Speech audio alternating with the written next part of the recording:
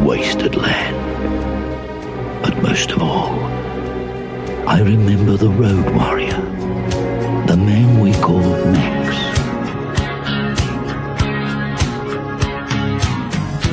Welcome to the now playing Mad Max movie retrospective series. Oh, what a day! What a lovely day! Hosted by Jakob. I've seen the style before. Terminal psychotic. Stuart. I'm a fuel-injected suicide machine. And Arnie. A burnt-out, desolate man. A man haunted by the demons in his past. This podcast will contain detailed movie spoilers and harsh language. You can run, but you can't hide! Listener discretion is advised. But this ain't one body's tell. It's the tell of us all. And you gotta listen it and remember. Because what you hears today, you gotta tell the newborn tomorrow.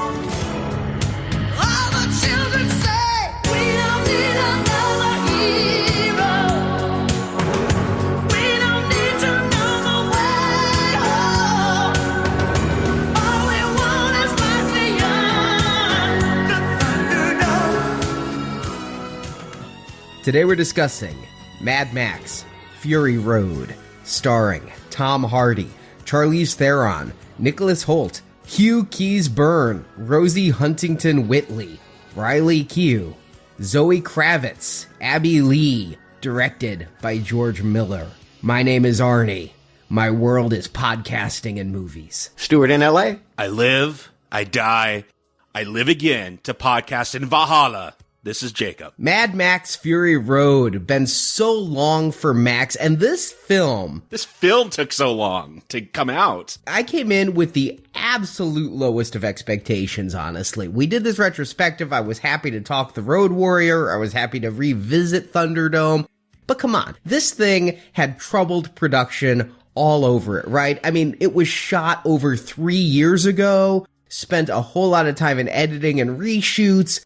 The director, George Miller, said it was going to be a two-parter filmed at once and then one film. I know that, Stuart, you were moving this thing around our schedule like a knight on a chessboard. And we're like, is it one movie? Is it two movies? What the fuck is it? That's never a good sign, right? No, I mean, I'm the fan of this series, and I was nervous. Until the trailer came out, I was nervous. I mean, this has been in production since 1998 is when they started getting everything ready, started storyboarding and doing the script. And then, yeah, stories that they almost had to reshoot the entire film. That's never good. I was nervous. Until the trailer came out, I was very nervous what we were going to get. Hell, it was going to be anime. Yeah, they were going to do an animated version at one point. I did read that. Yes. What? Yeah, this script, when Mel Gibson got too old and too controversial, George Miller was like, screw it, let's make it a cartoon. Well, I will say this. When I looked at George Miller's resume from the last 20 years, he's only made Babe, Happy Feet, and Happy Feet 2. So I guess he would be thinking about animation because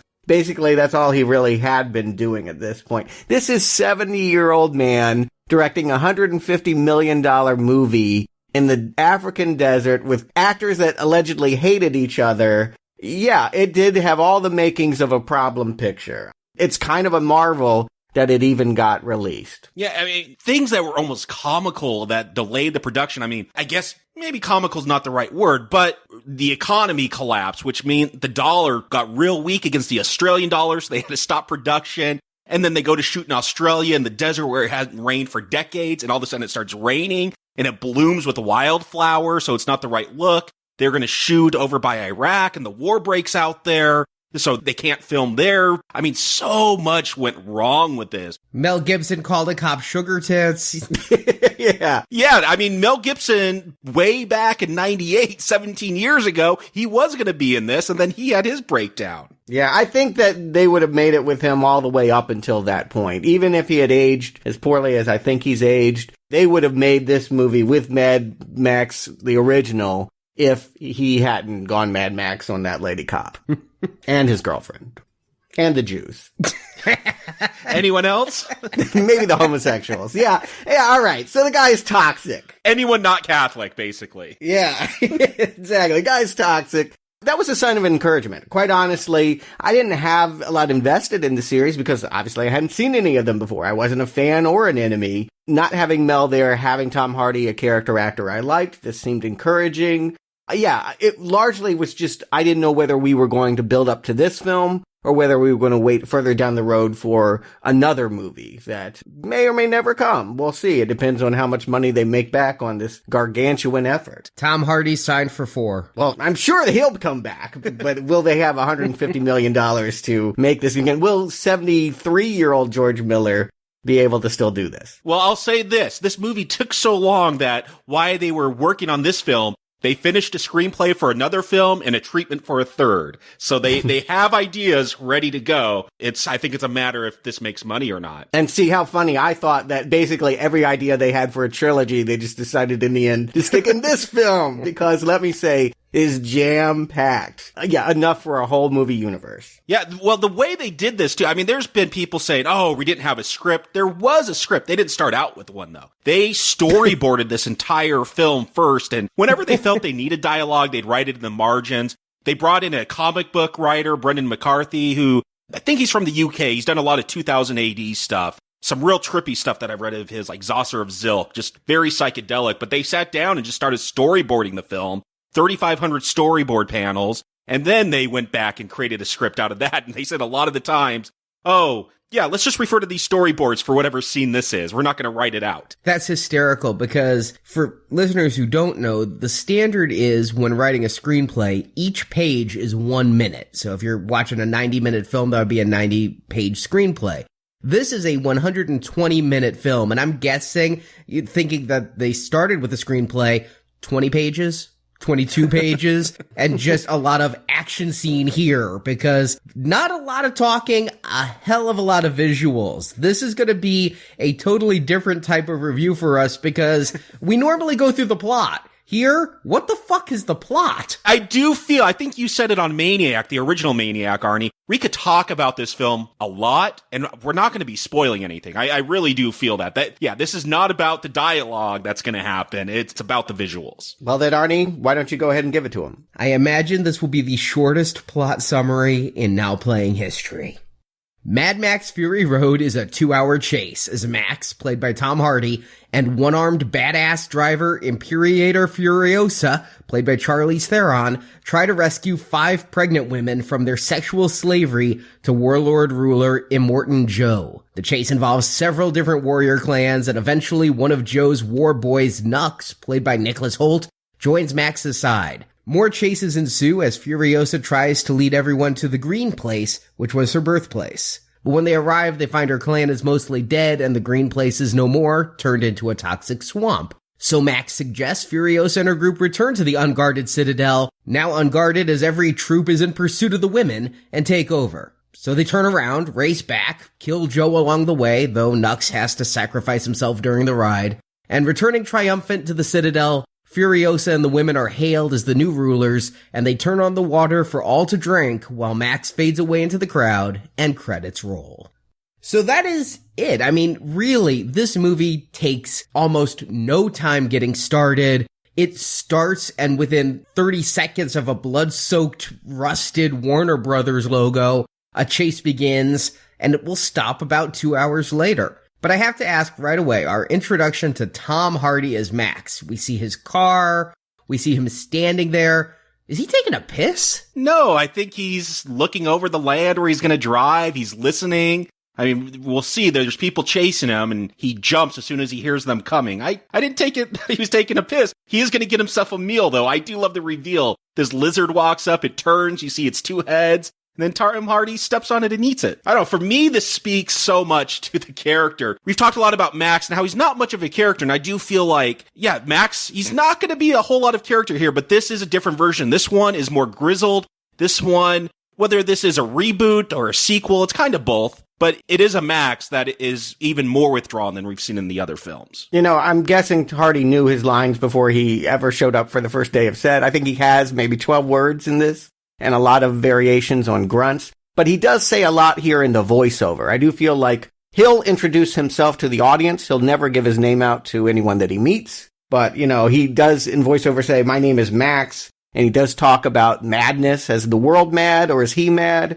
The world is insane, for sure. He is, I think, pretty even-tempered. He's not angry. Like, you can't take the meaning of the word mad as in he's rage-filled, but he is insane because he's haunted by ghosts. And this is how I know that not to connect too much to the previous 3 movies. What's haunting him, I think, is a wife that died, but it's mostly this vision of a daughter, which we knew Sprague was a boy. So they made the choice for us to forget about the Mel Gibson incarnation. Maybe. Do we know that's a daughter, though? I never took it as a daughter. I actually, for a lot of the film, maybe thought that was Furiosa, and he didn't save her, and she was captured. We'll find out she was captured later by Joe. But no, we see her get run down, so I never took it as the daughter. I think they saved that in case they want to bring it back for a sequel. Here's my take on this, and I did see this movie twice because it's mostly a visual film. I felt like if we're going to go into this depth, I had to really pay attention, and much of the dialogue is completely incomprehensible, and I think intentionally. George Miller has said repeatedly that he wanted this to play like an opera or something where in foreign countries you don't need subtitles. So what is said isn't even necessary to understanding who the good guys and bad guys are. I took this little girl as a daughter on my first watching, but on my second watching, I noticed she doesn't call him Dad. She calls him Max. Part of me was wondering, is this one of the lost children from Thunderdome? Did they die? But he's haunted by so many people. The only negative reaction I had to this film is when there's this morph scene of all these various ghosts haunting Max, and it looked to me just like the Nick Cage morph scene out of Ghost Rider Spirit of Vengeance. But there's so many people haunting him. He says he runs from both the living and the dead.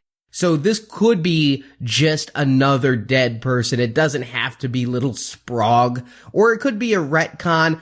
But you're right. I don't take this Tom Hardy as mad. Gibson, in his portrayal, always brought an insanity. He carried it through Lethal Weapon, too. So maybe Gibson himself just is a little insane. And personal life. Yeah. Well, I can't decide if that's insanity or just bad taste. But this is more dour Max or mundane Max. I don't know. Did this even need to be a Mad Max film?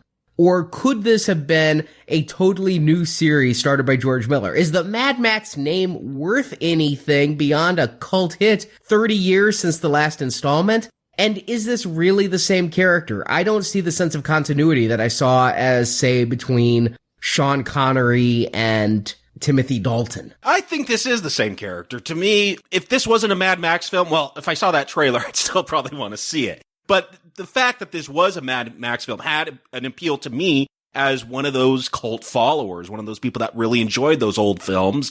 And I think that is part of the appeal. If you could get the people that really rabid fans, especially in the age of the internet, talking about it and hyping it up, that leaks out, and you get people who aren't as familiar with Mad Max. But again, if this is a progression, George Miller said that the whole post-apocalypse thing was kind of a result because of a really low budget for his original film, because they didn't have the money to film where there were people with crowds and buildings. So they set it a few years in the future, and that kind of just took off and really set the tone of the Mad Max films. And for him, what he has said is that it's about the wasteland now. It's about these different groups trying to survive, and Max is just that character that takes us through that tour of this post-apocalypse. I think we've all said that with the other films. Max has never really been the focus. He kind of just takes us through, and we see all the craziness, and I feel that's what he's going to do here. Right. I completely agree. I just was wondering if it even needed to be Max. Couldn't this have been sold as from the mind of Mad Max creator and have a different post-apocalyptic hero? For purely commerce reasons, the answer to that is no. Nobody gets $150 million to make an original vision unless they're James Cameron. It needed to tie to some franchise. That it needed to reassure the investors that there was huge profits to be made by going to this universe. But yeah, I agree with you, Jacob. There's no reason to call this character Max. What Miller wants to return to is the world he created, and he's never cared about Max. In fact, it's not only a misnomer to call it Mad Max, but it's a misnomer to call it Fury Road, because that's the road that goes to a gas land that they'll never invade. They're never going to go there. I don't think they were trying to invade Gastown. They were going there to get gas. You get these three We get Waterworld, not the literal Waterworld, but the Citadel, where Furiosa's from. They have the clean water. You have the Gasland or Gastown, where they have a refinery. And then you have the Bullet Farm, where they make the ammunition. I felt like those three had some kind of trade agreement, and they travel in between each other to trade goods. Yeah, that's what I got from it as well. He's sending water and coming back with bullets. Actually, Mother's Milk, in a very horrifying scene, we see Immortan Joe hooks women up like cows and pumps their breast milk, and they have a whole tanker full of it to give to Gastown. This is, I think, an impressive vision. I mean, George Miller with $150 million, so much more than he's had for any of these previous Mad Max films. I imagine if he could do whatever he wanted in Thunderdome with that city and the underground, it would have been a whole lot more like this. Every single person here is like diseased and deformed. I think it really sells that the radiation, I mean, it starts with that two-headed lizard. Radiation has fucked up almost everyone, at least in Australia, if not the entire world.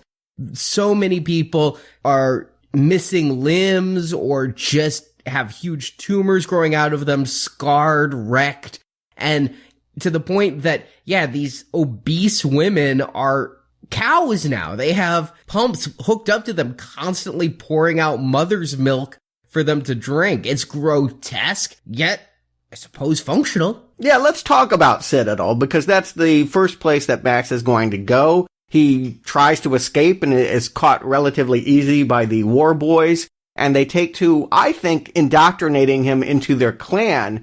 Not quite so. He is to be a blood bag. I think that's the word they kept using. Yeah, it's interesting. I wish I had this on Blu-ray. I will, so I could freeze frame. They're tattooing his back, and I see like Universal Donor written on there, and I saw Road Warrior. They have like all the information about who this character is tattooed on him. A couple things I caught on the second viewing were like multiple scars, eyes okay, genitals intact. Yeah, they put type O there. I wasn't sure what was going on either. They go to brand him, and he tries to escape. I mean, we just start with action. We start with him being chased. They flip his car, and then he's not in captivity for 30 seconds of film time before he's running from them again and jumping like you saw in the trailer onto that hook with his handcuffs. I mean, he's showing in the first 2 minutes of this film that he's a badass, but he can't overcome all these war boys. Maybe it's because I'm in Los Angeles and this is a movie town. Saw this Thursday night, almost a packed theater. I counted 6 spontaneous applauses during this film. And yeah, this opening chase, this got the crowd into it. Right after this opening chase, and then they go to Mad Max Fury Road, like people were already cheering. It had pumped him up, had adrenalized the crowd. Yeah, Max is not going to win, and it tells us right from the get-go. He'll spend much of the first third of the movie with, like, another Bane, like, face mask. I feel like everyone's Bane in this movie. Immortan Joe's Bane. Tom Hardy loves a mask over his face, I guess. I'm not sure he would talk a lot even if he didn't have one of those things, but I guess it's to prevent him from biting you. He will be rendered subservient to the war boys. And the way I take this to mean is that these are kids, boys, that have been trained to be suicide bombers. And that they're dying anyway. They know and have made peace and even named their tumors. And that they need blood bags to sort of give them the vitality to go into battle. That without having a bloodstream in them, they would just be emaciated and not able to go. They also have some kind of like metallic spray paint that right before the last moments when they know this is it, they give themselves an extra boost and spray their mouth so that they can, really go out with a bang, literally. I take this, and I read one interview with Miller. I didn't do all the research that Jakob did, but that they worship chrome. I thought this was literal chrome spray paint, and they don't care about the toxicity because, I mean, when they pick up the steering wheels for their cars, they make this prayer motion. There's the blessing, may you ride eternal in Valhalla, shiny in chrome. When gas is such a commodity and cars are your weapons, it's what they worship. But I inferred the same thing you did. It's never stated, but that these are all basically terminal people dying of radiation poisoning. They need blood transfusions, and rather than have willing donors, because there's no one really healthy, they capture the healthy people they can, chain them up, and keep them alive so that they can keep producing blood that keeps the war boys fighting. Yeah, there's always been a weird sense of religion in these Mad Max films. You know, Lord Humongous would almost talk biblically, and that's always been a theme, I felt like. When these societies crumble and you try to build them, maybe you got to use religion. That's how you get the people subservient and get them to go along with you. And this, we see it, this is the most explicit one. Where, yeah, they're praying to the steering wheels, and there's like a big altar of steering wheels that they grab when they go out to war. But I think it's pretty obvious that, yeah, they need these blood bags, these human blood bags, to stay alive, like, because they are all dying. We see the crowds, that the regular people that live in the Citadel down below, and they're all, yeah, tumors and deformities all over them. They could barely stand. They don't get water. These war boys, these are the ones willing to fight, willing to be indoctrinated. And I do like that Miller, like, one of the things he said is he didn't want to stop the film, because when you do exposition, you got to stop a film and have people talk back and forth about stuff that really doesn't matter, but the audience needs to know. He really wanted to find another way to do that exposition. I felt like, yeah, these war boys, they're all dying because of radiation. They need regular blood transfusions. And we see all that. We get all that if you pay attention to the film without that being told to us. Yeah, no, I want to go against what I had been saying for the last 3 films. For the last 3 films, I've been saying, you know, there's not enough plot and it would be interesting to explore these things. I now recognize Miller is an artist, and he is just going to tell what he is interested in, and what doesn't interest him, he's not going to explore. And so I am giving myself to his vision. I don't care that I don't care about Max this time, and I am more fascinated with the world. There is plenty here in the Citadel. Again, much like Bartertown, we don't ever have to leave the Citadel. I feel like if we just had an action movie inside the confines of this world, certainly when we see its scary-ass leader, I would be completely fine with it. I mean, I'm willing to go with a movie where plot is subservient to awe. I'll agree with you. And I'm normally the plot guy,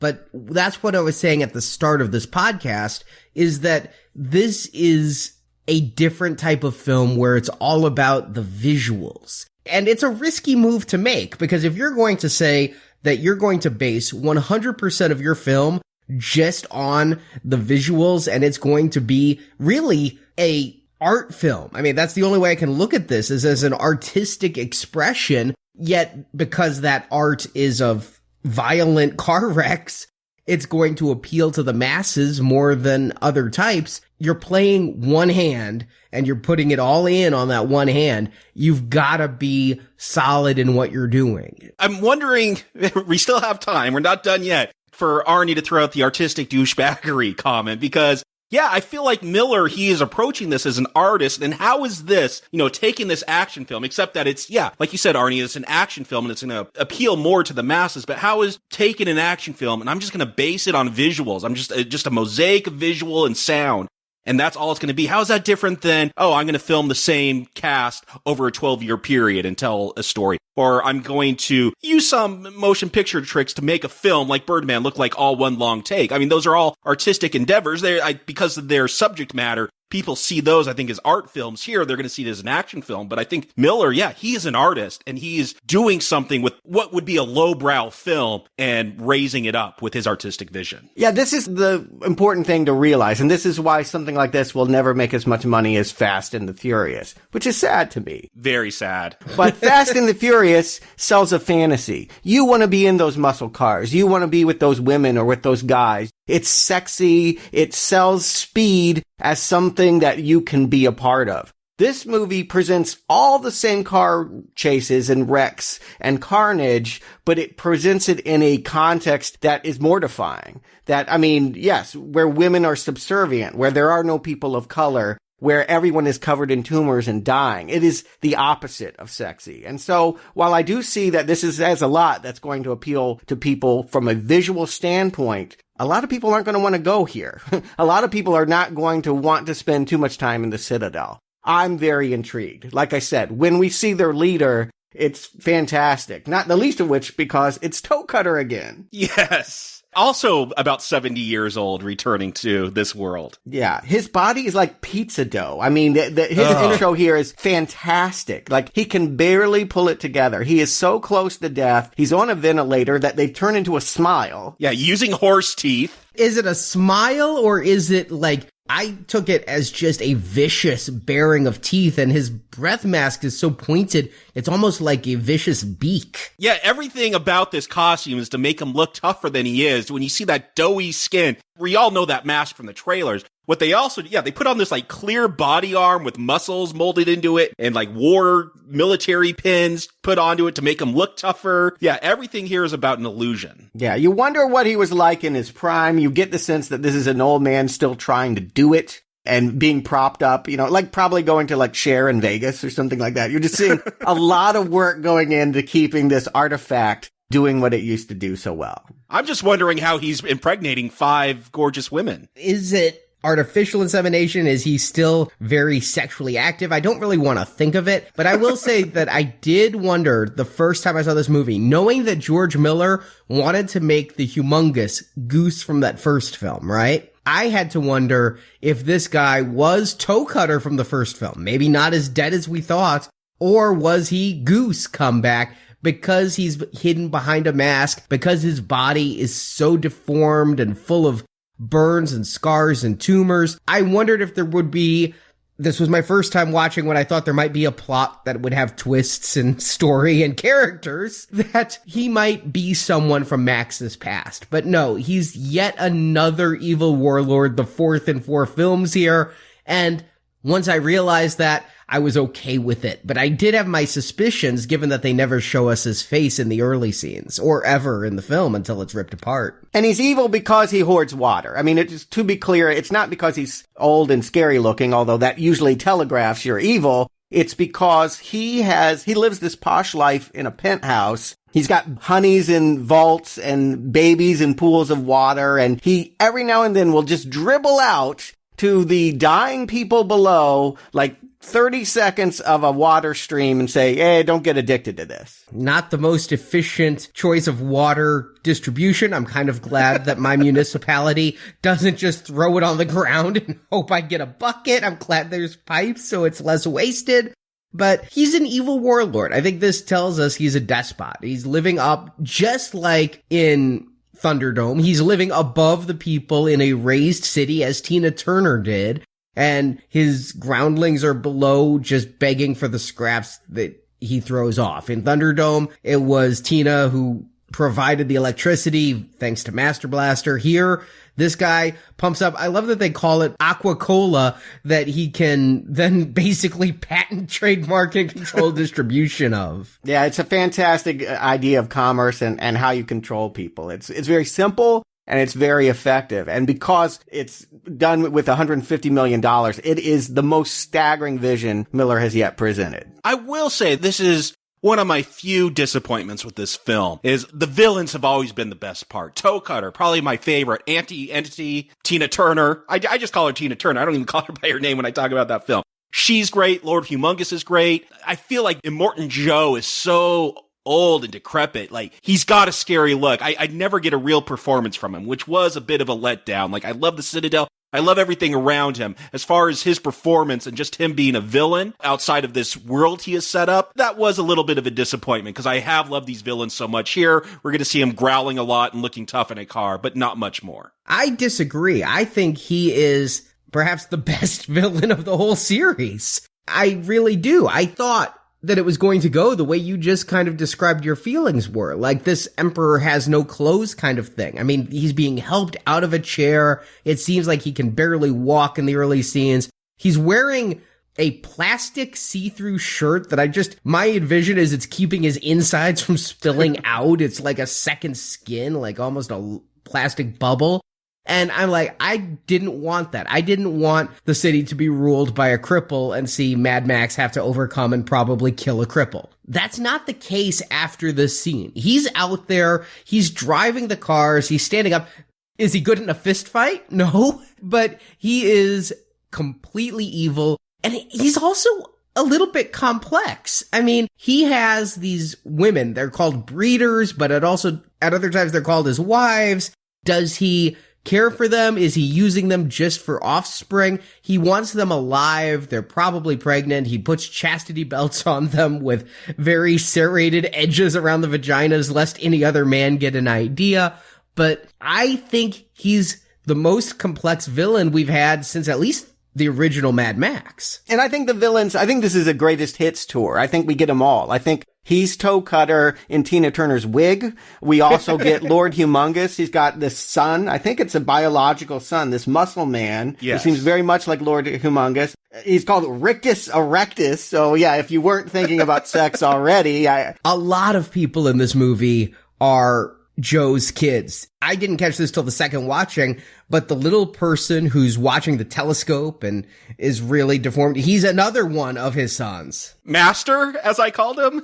he's the brother. And yeah, I think, these visions, they say a lot. Like I said, we don't see a lot of chance for them to be evil in this beginning other than the use of the water, but I get it instantly with the visuals. This is a scary crew. You would not want to live in a society where these people ruled you. Yet he's not totally evil to those he rules. I mean, he kind of is, but he is the one who gives the dying boys hope. And it seems like he actually has a cadre of people he trusts who aren't his kin, such as Imperator Furiosa, although I think Imperator just sounds like a title instead of a name, but I think that's her first name. But he proclaims how great she is and in front of everyone when she's taking the mother's milk to Gastown to trade for some gasoline. So it's trade. It wasn't clear to me because she's going with an army of war boys and they're so keen on battle. I thought they were going into battle, but they're just there to protect her as she goes down Fury Road. Yeah, we find out there's this other nomads. I call them sand people. It's the one time we do get subtitles in this film because they speak a different language and they're all wrapped up like the Tusken Raiders from Star Wars. Yeah,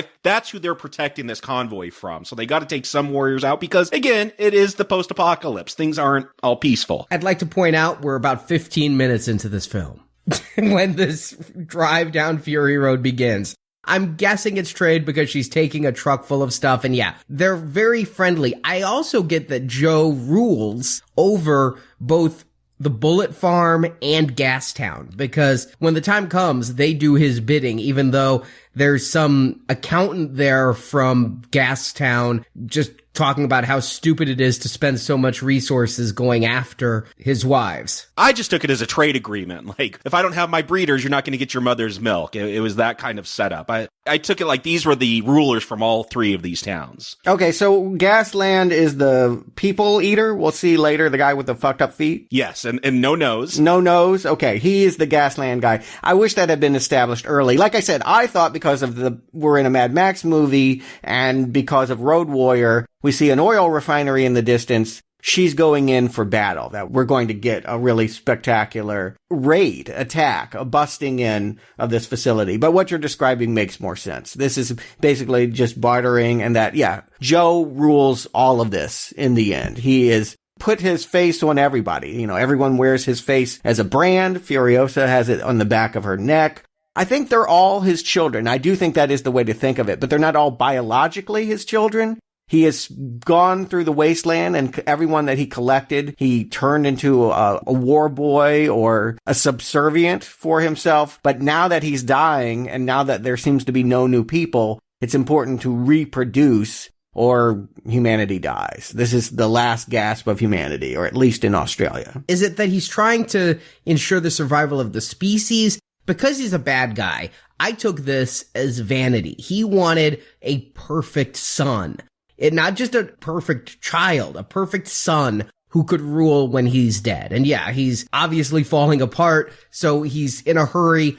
He has taken all the perfect women to make his wives. There's a lot of women around, several of them pumping out milk. And I wondered if those women used to be attractive and then they gave birth, got old, and now they're just milk farms. And that's what's in store for the 5 brides we're going to meet. But he wants one that is born without the scars, because much like the other films, but more so here, everyone is fucked up. That son, Richter, has like this huge jaw strap on, and the other son is a dwarf with feet coming out of his stomach. I mean, everyone is so screwed up. All he wants is a normal human. Yeah, I think he's trying to come up with a purified offspring, one that isn't diseased with the half-life. Like, these are all people poisoned with radiation. We know that Furiosa, she comes from a different tribe where at least at one point they had water that they thought was clean, so they don't have the deformities. And I'm gonna assume that at least these 5 wives that we're gonna see, I got the sense that they were kidnapped from that same tribe, perhaps. We're never told. The only thing we're told is Furiosa, she knows the road back there. She says she's done it many times, and now she's looking for redemption. I almost got the sense that maybe Furiosa, she was brainwashed at one point and helped kidnap brides for Immortan Joe. Nice. I hadn't thought about that, but the green place is also called the Land of the Many Mothers. So if Joe had kidnapped people to be mothers to his offspring from there, that makes sense. I had never thought of that. It's as good a stipulation as any. I like it. Again, there's no exposition in this film. If you want lengthy explanations why things are happening, this is not the film for you. You're going to have to look at the blur of color and motion and come up with your story. I think, there are gas wars, there are water wars. I think there are gender wars. I do feel like, every woman that is under Joe is there subserviently, unwillingly, a captive. We'll find out that Furiosa was taken as a child. Charlize is a very beautiful woman, but I get the sense that perhaps because of the missing arm, she was not deemed viable as going into the vault. Perhaps, but that missing arm, well, I guess it could have been a birth deformity. I took that as she lost it in battle. She has this awesome fake arm. I love her fake arm. And the way that they do it, sometimes you see her with just her half arm and the hand and forearm is missing. But she's got this thing, it straps around her waist, and it creates this cool sci-fi shoulder pauldron, and it's got 3 fingers, and you can see through it at some time. And I'm just thinking, wow, that's really good CGI. It all moves. Yeah, if George Miller's to be believed, and who knows how much of this is hype, how much trying to protect his reputation as a practical effects guy, but he says 80% of what you're seeing on this screen, they actually did, with cars flipping and that. Only about 20% CGI. In that arm, yes, of course, that is CGI. But it is done so well. Like, she's going to fight Max at one point and, hit him with the stump. It looks like she's really missing an arm in this film. Yeah, and what a dramatic thing to do. The investors, we have to be happy. Beautiful woman going to be in this. She's done sci-fi before. It was bad sci-fi, but, Prometheus and Aeon Flux. A known quantity, and then he's going to shave her so she looks like a boy. And Charlize said it was her idea to shave her head, that she did not want to be a beautiful heroine. She wanted to make herself look tougher, and she claims that was her idea. Well, she's done it before. She won an Oscar for Monster, and I do feel like she gets applause when she... people love to see beautiful people go ugly. It's just a thing with us. We're just like, we like to see that they can be destroyed. I don't know, but we like to see that in her, the lack of vanity for someone that is so beautiful. But again, a surprise that, again, a choice where you're getting away from a commercial selling point. Charlize is in this, but Charlize is never thought of, I don't think of, as a sexual object, the way that all the other women are. She seems like the perfect match for Max, though. Yes. And indeed, I do wonder if we're supposed to think that the camaraderie that they eventually forge has some underlying sexual tension. Hard to know. Yeah, according to Miller, no. He didn't even want to go there. They felt that was against what he was trying to tell. But she has sided with the other women. At heart, she is still a woman in her mind, even if she looks like a war boy. And she has made a deal off screen. We'll never see these scenes. I suspect there might be comic books or video games or something. There are comics coming out next week. I don't know why they didn't release prequel comics before the film. That's what they usually do, but they're all coming out after the film for some reason. Yeah, I imagine these storylines there's a lot of strands that you can take and go to. Her pact with the women in the vault to get them out and get them back to her home. She's obviously worked it out with some of the warriors in the wasteland that are enemies of Joe as well. So there is a complicated history that we're not aware of. We're like the war boys. They're like, why are you pulling off Fury Road? Why are we taking this detour? We will really never know. And I feel, do we need to know?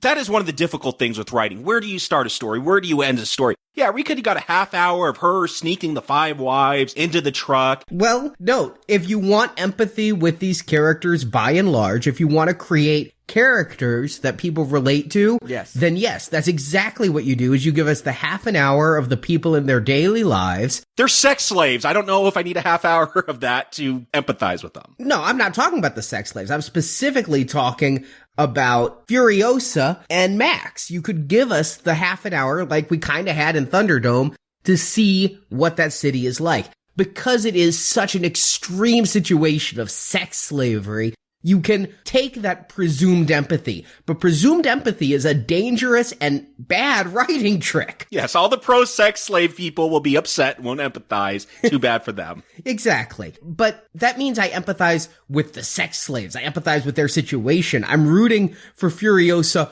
only because I don't want to see women in sex slavery, but it doesn't connect me to her as a person. You could put any avatar in that driver's seat, and whoever it is, it could have been the dwarf with the feet coming out of his stomach. I'm going to root for that person because they're stopping sex slavery. It doesn't connect me to the person. It's bad character writing. Right. It could have been Max. I mean, he is still locked up. He's in a cage. They're going to use him as a blood bag for Nux, one of the war boys. Yeah, it could have been Max that just got talked into it and decided to rescue him. But no, they go with another character here. This is not, again, Max's story. He is the one that we're seeing this all through, but these are like little novellas of the wasteland told by George Miller. Oh, and I love that. You know, looking at it when I walked out of the theater and realizing that only the first story was Max's story. The rest, he's like the Lone Ranger or Zorro, you know? He goes town to town, discovers other people's problems, fixes them, and then continues on his way. He's the Knight Rider. But not the Knight Rider from the first film, but the Knight Rider from the TV show. Exactly. And so I like that. He's like a superhero who's going to come in, fix a problem, and go on his way. And I'm perfectly okay seeing him as a vital hero in other people's story. My second time watching this, I gave it the Indiana Jones litmus test. Would Furiosa have been successful had Max not joined? Because initially, Max is a blood bag. He's running from the living and the dead. He doesn't necessarily care if those women are in sex slavery or not. He's ready to leave them all behind after his car flips and he catches up to them. And he's walking around expecting warriors, and you find those 5 brides looking like they're on a Sports Illustrated swimsuit model shoot with shooting each other with water and erect nipples. I love that reveal, that kind of big laugh. Like, yeah, you're walking through the desert. I mean, there's just been this huge, massive chase scene that we skipped over, and not to go through it beat by beat, but there are some great moments here. They're called buzzards, the spiky cars. They go into the big dust storm. Dust storm is my favorite visual of this whole movie, by the way. The lightning coming on the ground and the cars racing through it. It kind of goes into the solarized black and white view when the lightning strikes. Just amazing. It's a visual symphony. Yeah, but I do love that, you know, Max, I am giddy at this point. He is a blood bag. Nux, I get the sense that he's like the main first-hand man after, you know, Erictus and all that, but the main driver for Immortan Joe. No, the thing I love about Nux is he's an everyman. He is a driver, but not the main driver. During the start of the chase, he's so giddy because Joe looked at him, and it's the first time ever Joe looked at him. He does fight with another character over a steering wheel. Someone else takes his favorite car because they thought he was too sick to fight. He's like, no, I'm taking it. Just hook up my blood bag to the car. So we get the great shot of Max, you know, mounted to the front of this car with this bloodline. I like that because it's a throwback to Road Warrior. Yes. And I wondered if all those people on the front of cars were now blood bags. I do feel like this film, it's never winking and nodding to the audience about the previous film. It uses imagery, but it's never throwing out puns that you would get if you watched the previous films. I don't think it wants to do that. That's because puns require words. That's true. There's a lot of grunting. But yeah, the fact that Max, we're getting the first big chase. Max is strapped to a car. And then they go into that big desert storm. And Nux, he wants to, be a suicide bomber. He fills his car up with gas. He's going to suicide bomb himself into this truck. Even though they're not supposed to kill the 5 brides, they're only supposed to stop the truck and stop Furiosa. But Max stops him. Yeah, you're right, Arnie. It's a great scene. And I feel like this is where we're going to get the most just straight up CGI because, well, if anyone can figure out a way to shoot this practically, I'm sure George Miller could. But there's no way to shoot it practically. But yeah, I love that. After this huge, intense, again, the audience erupted into applause afterwards. You get Max walking through the desert. Isn't that like the joke? You see the mirage. It's these 5 gorgeous women all hosing each other down with water. It was a funny reveal of the 5 wives. It's not just a mirage. It's my dream every night, but... But he's not really interested in taking that. Because he is a blank as a character, we don't ever suspect he's capable of rape or doing anything benevolent either. I mean, he neither looks like a villain nor a hero to them. He basically just needs to get cut off from the IV because the chain between him and Nux is still there. The gun wouldn't blow his arm off. I feel that another homage to previous Mad Max films where the shotgun just fizzles out. Yeah. He's unhooked the IV, so he's not leaking blood anymore, but he's still tethered to this guy, this corpse, we think, or he thinks, that he wants to get away from. So that's all that his real concern is like, can we make these girls, if they're cutting off their chastity belts, you can cut me free of this as well. But he's ready to leave them, even though it's quite obvious they're going back to a world of sex slavery. He jumps in that vehicle, and only when he finds out it has a kill switch, then he's like, Furiosa, since you're required for this to run, then you can come with me. But they stay behind. And it's a very cold moment. And it's what I love about Max's character is he's very Machiavellian. He's going to be out for his own survival. He's animalistic in that way. But yet there's also a goodness in him in that in the movies, in 4 movies,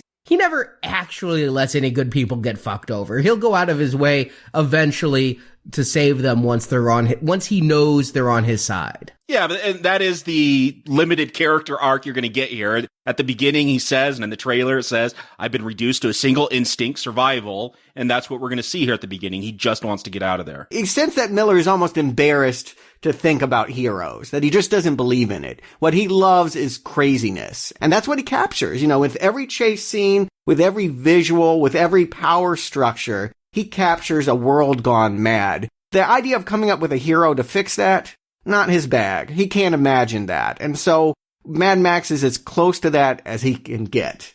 And it's enough. For a while, I struggled with this series in that we didn't have a hero to root for. And now I'm listening to Tina. I mean, we don't need another hero. And they're not fixing it by recasting. Tom Hardy is just as self-serving, just as driven by his own needs as Mel Gibson ever was. And yeah, I'm actually happy that they haven't compromised the character now that they have more money and had him see that these women need help and wants to help them. He's like, I want to get away in the truck. And when the truck doesn't work, I'm willing to take the one person that knows the kill switch. But I do not care about these women. I do not want them for myself. And I do not want to protect them from what's coming. And I gotta say, what's coming? Man, if there is a favorite character, I don't think it's a character. I mean, a character has to have dimension. But the favorite icon of this movie, the one that everyone will remember this movie for, you hear him before you see him. It's gotta be he's billed as a doof warrior. And this is, yes, he plays a guitar that shoots fire. This is an actual underground musician from Australia up there playing guitar.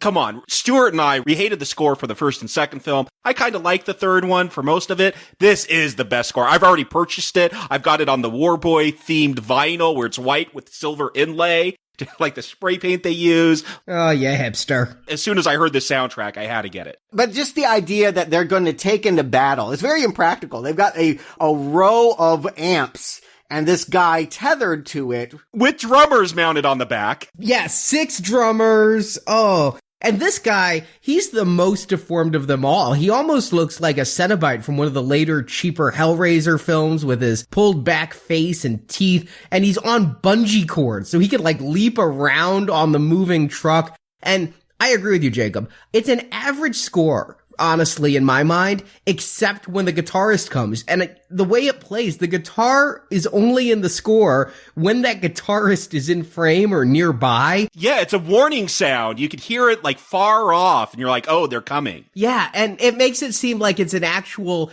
practical sound effect versus part of the score. I actually wish the score had more of that guitar. I love the guitar in it. It reminded me a lot, and I was reminded a lot of this movie, but in this way of Apocalypse Now, in the way that they would play Wagner before they would go into the raid and bomb the villages. It's like you just hear this amazing sound approaching and you know badness is coming. I mean, it just announces how much trouble they're in as they're arguing over the truck. And Max is like, no, well, wait.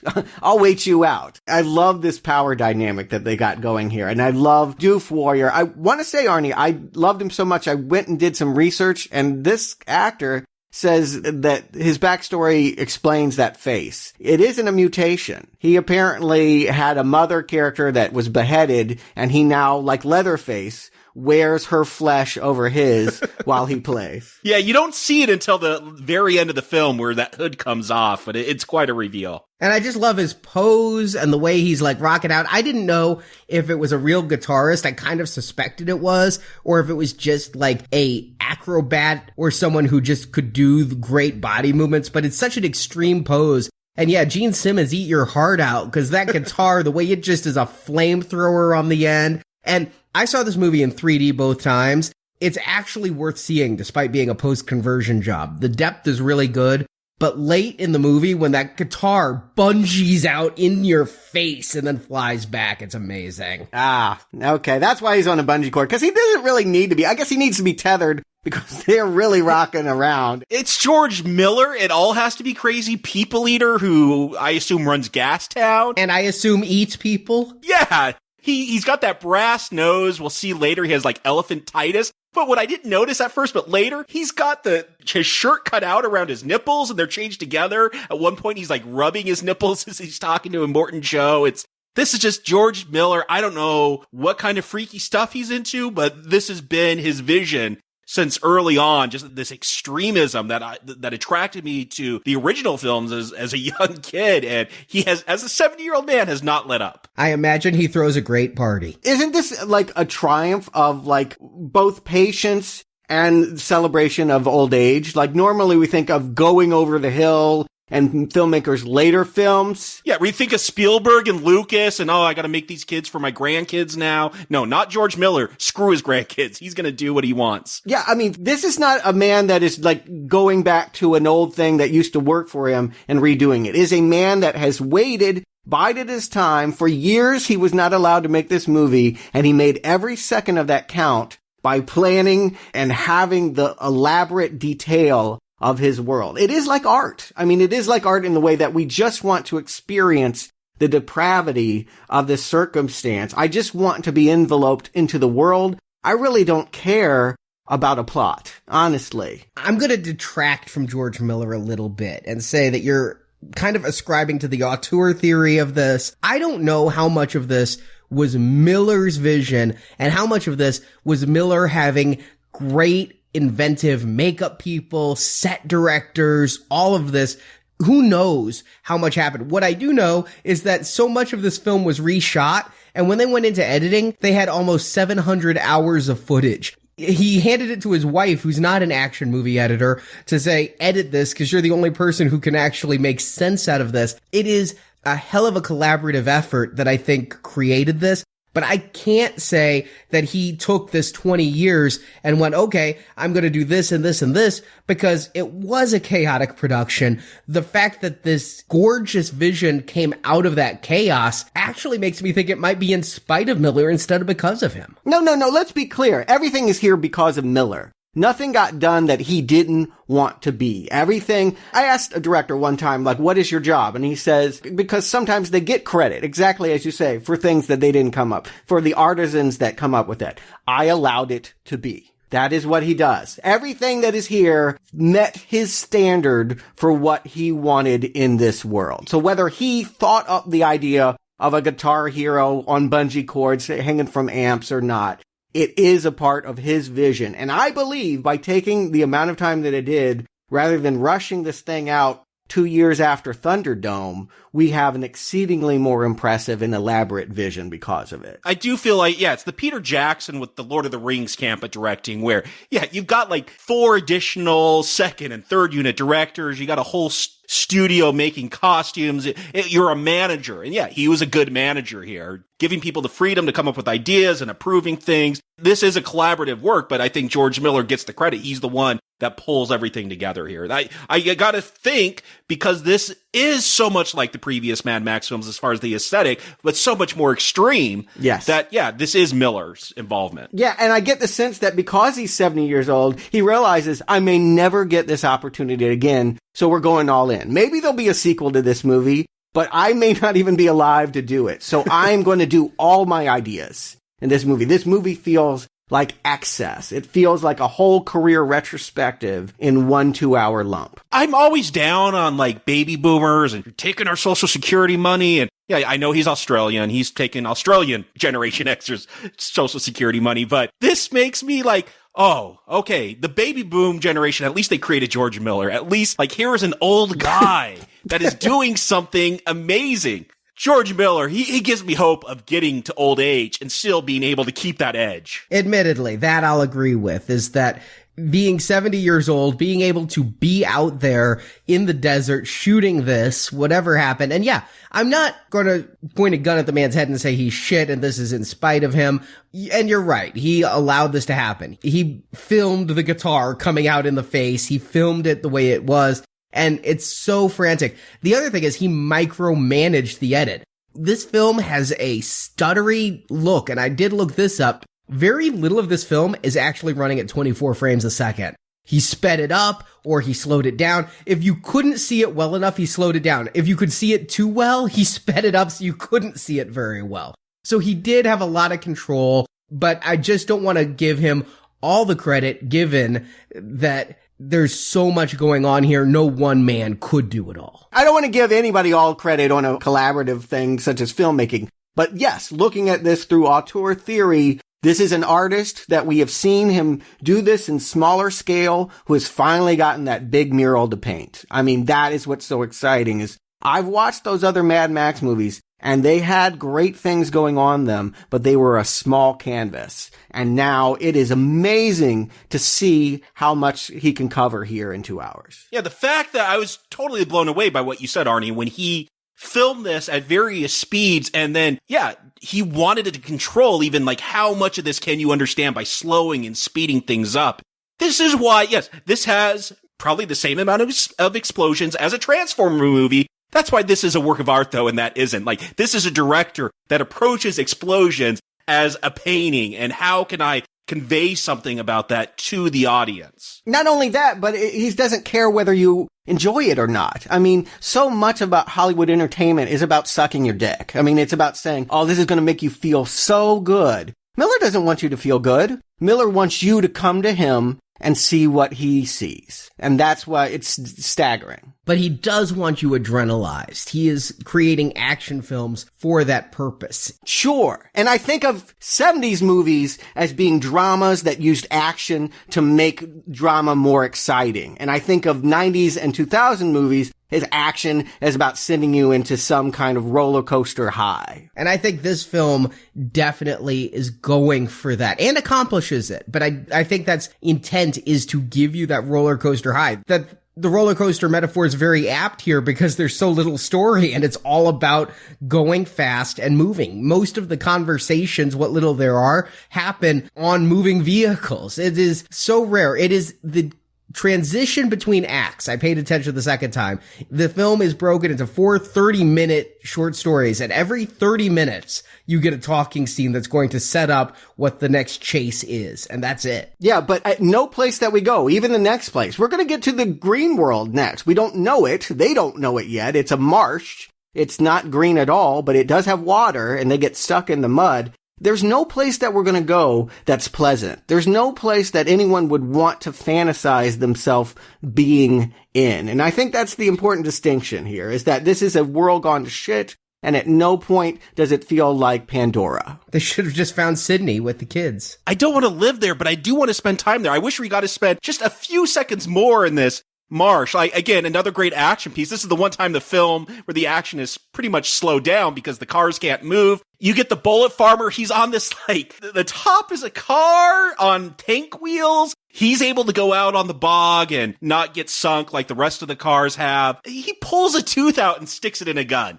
This guy has gun teeth. Like, my mind's being blown as I'm watching this film, but yeah, the one piece of action we don't even really see, but it got a great laugh. Like, Mad Max, he goes off. They're like, where's he going? Retaliation. And you see an explosion. He walks back, covered in blood, has a bunch of ammunition, got a boot for Nux because he lost one of his boots. I'm a little bit disappointed, though, that we don't get to see what Max does, because there are some people I've seen on Twitter complaining Max doesn't do enough in this movie, and the fact that he goes off and retaliates off screen, comes back with somebody else's blood on him, And right after that, he's going to try to shoot the bullet farmer. They can see the light in the distance. The bullet farmer's coming, and he misses 3 shots. Charlize Theron's going to take the gun from him, use him as a tripod, and make the shot. It is the one moment, and the only moment, in my opinion, where Max is undermined as a hero. He should be a badass, and to have him do his badassery off screen,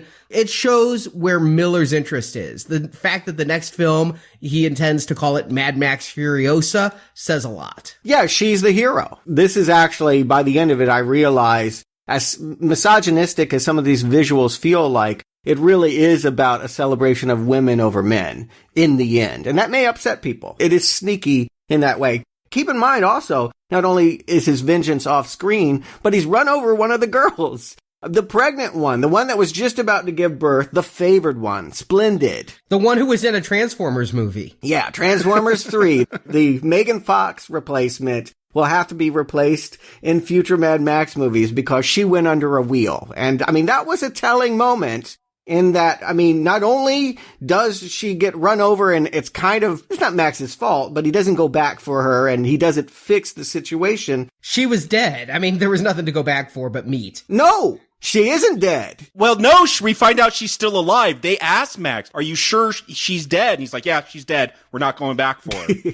She went under a wheel, and that is what he says. You couldn't save her, though. I mean, Joe has his best doctor, and he's like, yeah, she's breathing her last breaths. You would have gone back just to watch her die. And this is my point, is that we actually do go back to watch her die, and it's probably the most controversial scene in a movie full of controversial images. Oh, I love that. He pulls out the butcher knife and sharpens it to do a C-section. Yeah, I mean, yeah. She's dying, so we need to carve her up and look at the baby. I mean, this says if you weren't already getting villainous off of this really, it will appall many people. Like I said, yes, this is an adrenaline and this is a roller coaster, but it's also a haunted house. And I do think some people are going to be terrified by these visions. And the fact that she was the one who had in her a perfect baby boy.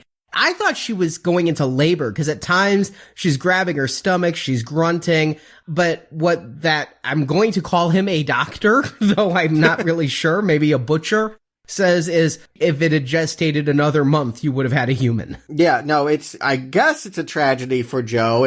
It was the hope that he had for his future taken from him. It gives him even more reason to keep going because, in theory, if he had just gotten her off of the truck, I think he would have let the other ones go. Maybe. Or at least turn back. No, he wanted all of them. We're going to find out another one's pregnant. I took it as all of them were pregnant in different stages. I'm sure he's trying to seed them all, so that's not a far stretch to think that. Yeah, we're spared the mechanics of how that might have happened, but I guess none of them look pregnant. I want to just add that they all are very svelte and great figures. The baby bump was barely there. Except for Splendid. Rosie Huntington-Whiteley, the one who dies, was extraordinarily pregnant. Not extraordinarily. Have you ever seen a pregnant woman? That was not extraordinary. I thought she was 9 months in. I mean, they focus when they first reveal her on a wetted up giant belly. I would not call that belly. It's giant because she's so thin, but it's disproportionate. Yeah, but I mean, that's how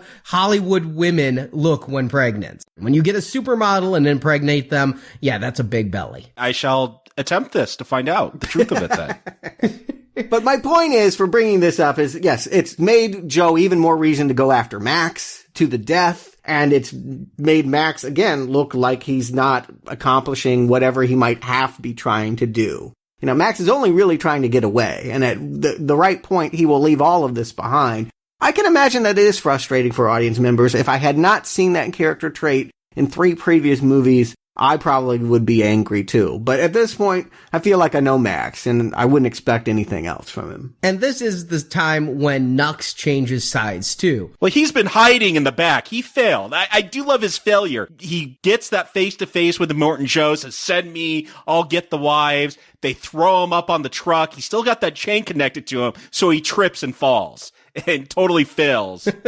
Like within 30 seconds. Like, it's funny. So yeah, he's hiding in the back of that truck for a lot of this chase, just whimpering because he has failed his leader. He's even failed before all of this. I mean, I noticed that when we first see him, he's got withered lips. So I thought that maybe he had spray painted the chrome on his lips before and failed. He talks about 3 times. He did when he was going to commit suicide. We see him spray himself. Yeah, but even before then, I'm saying what I think is that, yeah, he mentions that he had 3 attempts to go to Valhalla. We see 2 of them. And I think he's just kind of a failure. He's just kind of a fuck up. He just can't kill himself correctly. It's there in the details on his lips that even when we see him in the beginning, the reason why he's so excited to go into battle is he can correct an embarrassment from his past. But because of that last embarrassment, and what he says is because Joe saw Nux's blood bag is driving the truck that is rescuing the women, he knows he can't go back, and so he's going to help them hook the winch to the only tree in the area and get that pulled out while the entire mob of Bullet Town and Gun Farm and the Citadel are all coming right then. And I love Max trying to hold the tree like he can hold the tree up. I love they don't know the name of a tree. Yeah, I love Nux. He's like, that thing. Yeah. He's never seen a tree before. Yeah, but it's again another symbol of Max's uselessness. What's he going to do? Try to hold up a tree and fail. This whole area, it works though, I guess symbolically, because we're going to find out later that this marsh is the green place, or used to be the green place. This is where Furiosa was born, and this is where Furiosa is going to be the most powerful she is in the entire movie. Max does nothing in a land of fertility, which the green place used to be. This is Furiosa's time. I wanted a few more seconds on this former green place. Like, we see once they get free and they're driving, they look out the window and there's these weird, I guess, humans on stilts. They reminded me of those long-legged creatures from The Dark Crystal. Don't remember what they're called. Yeah, what the fuck were those things? Were they mutated crows? Were they people on stilts? Oh, they're people. I took it the people that have adapted to living in swamps. Oh, Jesus. Although I was happy to understand that the crows everywhere. I'm like, finally. Yeah, they tied it in from the first one, Arnie. Pay off for the birds. Yeah, it is Miller finally. He set it up in the first film to pay off in the 4th movie, almost 40 years later, that the crows are there because they can survive in an area that most can't. I'm glad you made that connection because I did think of you during that scene. But Stuart, you're saying we wouldn't want to live here. I wish we would have spent a little more time in this bog. I wanted to see what was going on. You see this look on their face like they're horrified, and then it just kind of goes on to the next scene. Yeah, I do feel like there are strange edits here where there were probably moments to linger. There were probably another chase, and then someone somewhere said, well, you don't really need this, and it'll be a deleted scene on the DVD. I agree completely with this specific scene. It felt like, well, there might be hours of footage, and this is what we're going to get, is them just looking at it. And probably the only reason that even stayed was because later on they're going to have to say that this was the former green place. But yeah, that one shot that doesn't last long enough of weird bird-like people on stilts, damn, that's the one thing I'm like, what is that? But I agree with you, Jacob. When I walked out of this movie the first time, I felt like I hadn't seen enough. Like, Miller didn't slow down to let me enjoy the vehicles. I barely even noticed the drums on the back of that truck the first time. But yet, I think, with the exception of this scene that feels edited out, it's there for repeat viewings. This is a movie, I felt I couldn't review it after one viewing. This, every time you watch it, up to 100 times, you're going to see more details because it's all whizzing by at 100 kilometers per hour. Yeah, I went metric for Australia. And you just have to see it again and again or watch the whole thing on slow-mo to take it in. And I feel like a lot of movies these days do that. I feel like a lot of them, their pace is too fast for me to totally comprehend every little detail. They usually, because they have so much exposition. This one is because it's about the world. It's literally, he just wants you to think about concepts about dystopia, about how we might live post-gas, post-water, post-technology. But it's still, I just gotta say, great chases. I mean, when they go through that cavern where Furiosa had made a deal with these, like, porcupine cars and a bunch of people who look like George Clinton. And just the chaos of multiple sides. I mean, for a little while, Furiosa and Joe are fighting on the same side to fight off the porcupine cars until they can get to deal with each other again. And then, finally through the marsh, they get to what Furiosa believes is her home, which is a naked woman in a tower screaming for help as a trap to find people they can rob. And Max calls it out. Oh, it's a trap. Don't do it. But I guess Furiosa knows the password. She can relate her lineage so they know who she is. I wonder if the radiation has affected his sexual libido because, normally men make these mistakes, right? Even heroes, usually their Achilles heel is they see a beautiful naked woman and they're like, okay, I need a break. And you would think that Max would fall for this, but Max never does. He's reduced to one instinct, survival. Not procreation, just survival. Yeah, again, makes him very hard to relate to an audience. Again, we're trying to see ourselves in Max, and when we do, we realize how bad things are in his world. And none of the nudity in this film is ever sensationalized or even really shown. I mean, we see this woman's ass. She's buck naked head to toe. Miller isn't interested in that. Most nudity we get is from the women being milked in the first scene. And this is a classic thing. I mean, we saw it in Thunderdome where what the Eden was hoped for is not going to be real. You always get that, right? I go back to Planet of the Apes being the most famous example of there's no getting off the planet. You know, there is no green place. Yeah, the mothers reveal that the bog was the green place, but the water was bad, so they had to flee, and now they're, just living out in the desert. They got motorcycles, not sure where they're getting the gas. Motorcycles are more fuel efficient. I guess they're using the naked decoy to rob people's gas. It took this scene for me to get hit in the face with a sledgehammer and realize this is a movie without much plot, but Miller has definitely infused it with the theme. And that theme is, and I mentioned it once already, fertility. What is the MacGuffin that everyone is chasing? Pregnant women. Why are they being chased? To have babies. Here you find an old woman who has what she calls her heirlooms in a little bag, and they're seeds, and she, everywhere she goes, tries to plant them. She plants them in the skull of a dead animal that she carries with her. The soil is too toxic to allow anything to grow. But the whole thing is about femininity and Mother Earth and mothers in general. And here is where I think that is so strong nobody can miss it, is when she's talking about her seeds to a woman who I presume to be pregnant with a seed of her own. Yeah, one of the ones is in early stages of pregnancy. And I love these women, too. I just want to say it is so refreshing to see like 60, 70, 80-year-old women be viable, tough action stars. I mean, they hold their own. When we get into the chase here, I feel like they are just as tough as the muscle men. And it's great fun to have female warriors in this way that aren't sexualized, that are literally, we're watching femininity fight back against masculinity. Yeah, and I love the reveal. You see all these motorcycles zooming around, pulling up. They all have helmets on. It's when they pull them off, and it's not like the Five Wives. It's not the hot 20-year-old supermodels. They're all grizzled old women, but they still look tough. I keep wondering how this is going to play to movie plexes where audiences haven't gotten this kind of movie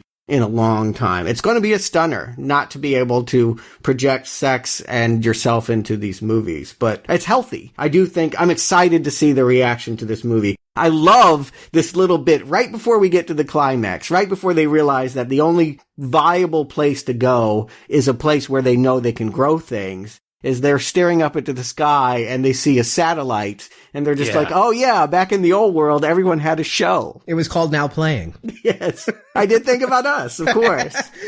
And I wondered if you had a problem with one scene that I didn't necessarily like, but was perhaps the most visually stunning scene outside of the cloud storm. When Furiosa finds out most of her clan is dead, what remains is like 5 women, 4 of whom are really elderly, and the green place has turned into a toxic swamp. She's going to get her Mel Gibson moment. She's going to fall to her knees and scream up into the heavens. I always think of you when that happens in a movie now, Stuart. Whether we're reviewing it for Now Playing or not, I'm like, oh, Stuart would hate this. But it's done in such a visually stunning way. She's walking across a dune. The sand, I don't know if it's CGI or just real. That's how good it is wiping out her steps almost as fast as she's making them. It's a gorgeous scene, even if it's a cliched act. No, it feels like really breaking down. Oftentimes what I reject is that this is just them getting their macho on and their, all these bad things have happened to them so that they can flex their muscles and then go beat up on people. It's like spraying the chrome in your mouth or whatever. It's just a contrived way of hopping them up. This feels like real desperation. When she's falling to the ground and crying, I don't feel like she's going to go back and kick some ass. I feel like this is someone that was holding on to one idea about going to home and it's been taken from her. And where else do you go? Yeah. Do you just drive 160 days out into the middle of nowhere and hope you find something? I mean, she's got no real plan anymore. Yeah. Furiosa, she doesn't do the spray paint in the mouth. She does the opposite. She does the least macho thing. She drops the robot arm as she walks out into the sand to yell, "No!" But what helps me is that Miller, he's cognizant of sound and music. And if you watch during a lot of the chases, they'll be beating drums and pumping music. And then it just goes silent for a moment. And then the music kicks in when the next beat comes. That's something he really pays attention to. And I noticed the mix. It's more the music is swelling. Her scream is actually turned down in the mix. So again, it almost becomes like this great still picture that you're looking at of this person in mourning. He does something with the cliches to make him more artistic. And you know what I thought about that sound mix, though? And I did notice what you said. I thought at times he'd let us hear what the characters hear. Like when Furiosa uses Max as a tripod and shoots a gun right next to him, I'm like, yes, that could deafen him. But what the sound mix does is gives us this intense high-pitched whine, like a whining in his ear after a really loud noise. And later in the movie, there's going to be a moment where Max gets knocked down pretty hard and the sound does cut out. And I wondered if it was us feeling Max's disorientation after the knockdown, like he couldn't hear anything. And then during the scream, I wondered if we were hearing what Furiosa might hear, where her sorrow is such that even her own scream sounds far away. I mean, I think that's the intent. And that's why the guitar is only playing when the guitarist is near. I know there's score there for mood, but by and large, even through the score, we're hearing what our point of view character, be it Max or Furiosa, is hearing at that moment. It really is effective and subtle. But yeah, they want to drive out into the desert, across the salt. Max is against it. I think he's a little pessimistic in that way. I mean, he is pessimistic. This is where he also gives Furiosa the speech that the worst thing is hope, because if she can't fix what's broken, it'll drive her insane. You never know. You could drive 160 days over the salt, and Australia is a giant island. You might find an ocean. They could have found the Northern Tribe from the Road Warrior, the mullet boy running things. Or, like I said earlier, go to Sydney, find the lost kids. You don't know what they'd find. And it could also be a death drive, but the only way to know is to go. But he goes after them after another vision of that little girl who's now using the Force. She's like doing a force push with her hand at Max all the time, and he puts it up to his forehead. Yeah, it helps him block an arrow at one point, yeah. Later in the film, yeah. But I don't know why she's using the Force on him, but her mind trick gets him to go out into the salt, catch up to them, and say, to quote Iron Man from the first Avengers, "I have a plan. Attack." Yeah, it's strange that his plan would be about settling down. And indeed, he won't. He's doing it for them. He himself will probably go across those salt flats for 150 days. He is not about to find shelter and stick with it. Oh no, again, the one instinct, survival. There's risk in going in the salt. He's not going to find a place to settle down, but he's also not going to get so far away that he could not survive. I don't see him going there, but... My point is that he is helping them. He is doing something for them. I think the reason why it is a daughter is he is thinking about a female. He is thinking about what these women could need. I don't think that he's thinking about what happens to himself. I'm not sure how much self-preservation he really has at this point. There doesn't seem to be a better plan than going back the way they came and killing people along the way and blowing up a different overpass that didn't hold them back before. No, it was the same overpass, but they know they've cleared it out because all the cars have come through it. So they just want to block that overpass again. They're going to unhitch the trailer and get to the Citadel first. And I guess this is where a little bit more exposition would have helped. Like, I didn't totally understand this plan. Like, they were just, it's like firsties. No callbacks. You didn't say you're the ruler anymore, so we're taking it over. What Joe said is that he brought every warrior after them. It was a horrible strategy, and that she realizes the Citadel is unguarded. And so if she can get there first, it's a fortress. And so since she has some warriors, she would be able to fend off once she got up in that big tower. So in that way, it is kind of firsties, and keep in mind, the people back at the Citadel may not completely know Furiosa is their enemy. The people who ride on the truck with her are so trusting of her because she is Joe's right-hand woman that they're like, okay, we don't know what the plan is, but obviously if Furiosa's doing it, it's good. They don't realize they're betrayed until halfway through the attack. While Joe did take all his war parties and go, I'm not positive every single person back at the Citadel realizes that if Furiosa came back, they shouldn't lower the bridge. Well, they have Nux, too. That's the thought about Nux, is that having a war boy on your side will guarantee that they'll open the door. Now, usually I'm writing furiously throughout a movie that, when the credits start, okay, Warner Brothers, like literally, this is my first note. Warner Brothers is rusty and bloody, and I go through.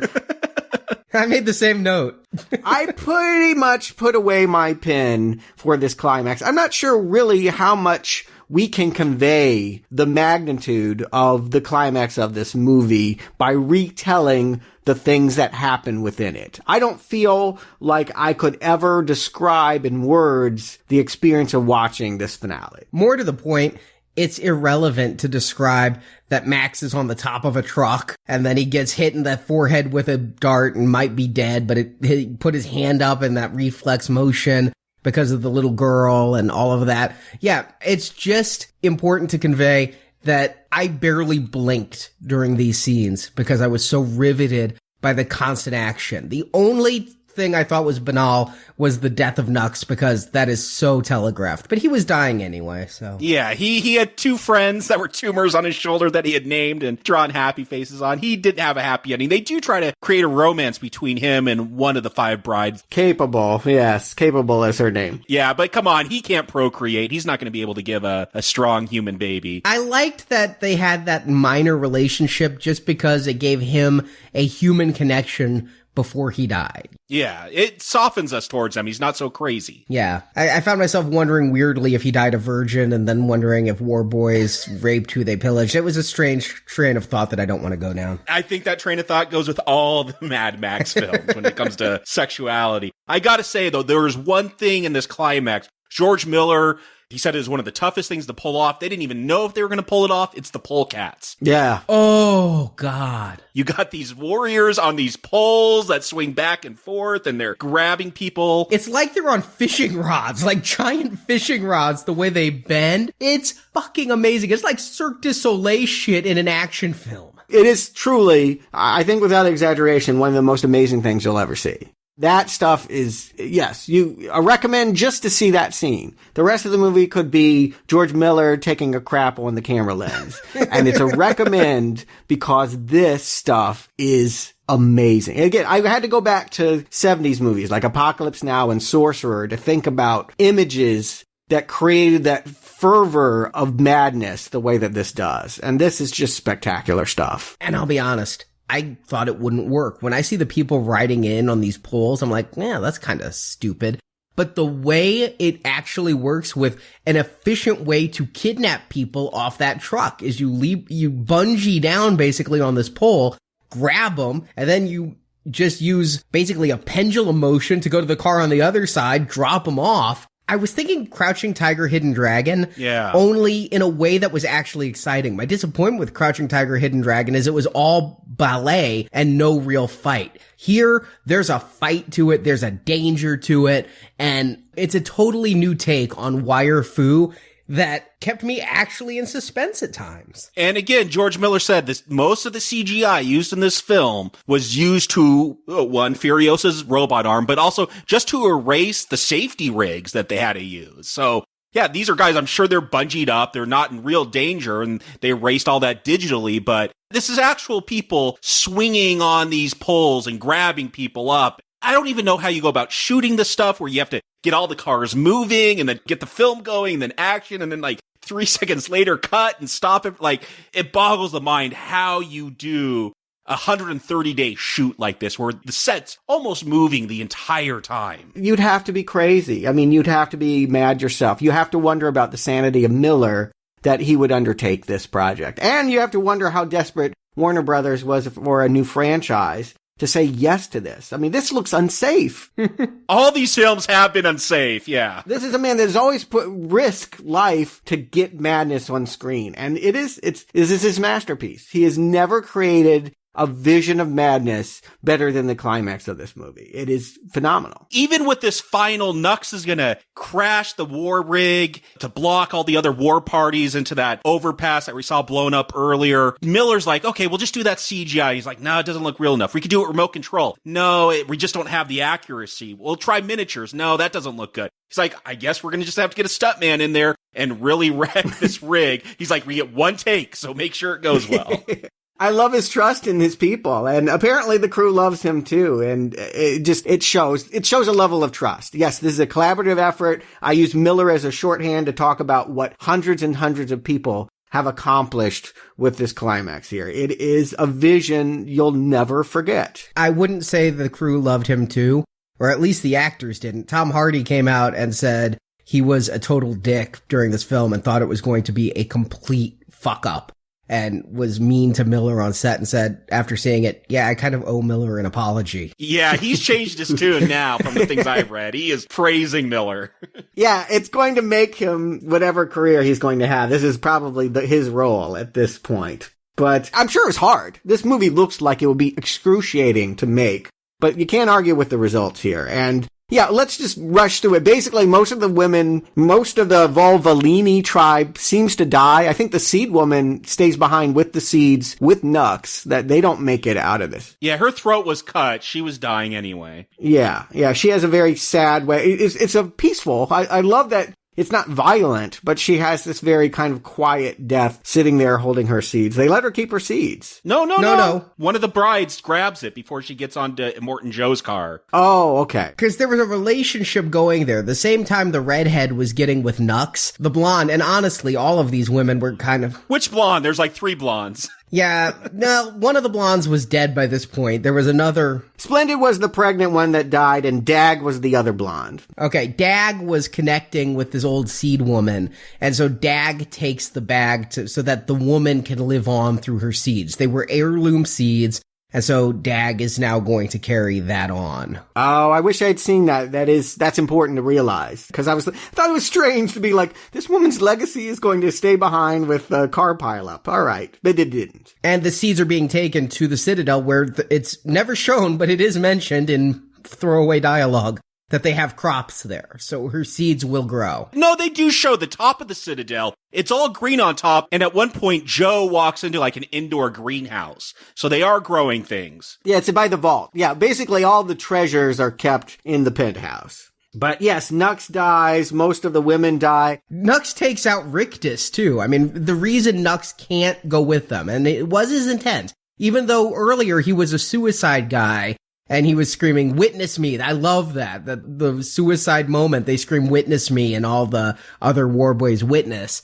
But he wanted to go with him now that he made that connection with the redhead. But because Rictus is on the truck, Nux has to die to kill Joe's most capable son. And Joe gets killed by Furiosa, who I'm not sure is going to make it. I mean, I do know that there's a sequel plan called Furiosa, but I'm not sure that Charlize enjoyed the shoot enough to come back. And I think she could die here with Joe when she rips off the ventilator and it goes under the wheel. Huge applause by the crowd when his face gets ripped off. Yeah. Best villain death. I mean, Tina got away scot-free, and I do feel like this gives us what we want. Maybe we wanted Max to deliver it, but I like that Furiosa gets it in the end. I agree. I wish we could have seen what his face was before it got ripped off, but man, what a way to go, the way that she puts like a crowbar or some metal rod in through a chain into a wheel. It is a vehicular death for a man whose weapons was vehicular, and to rip that mask off and leave a bloody non-face,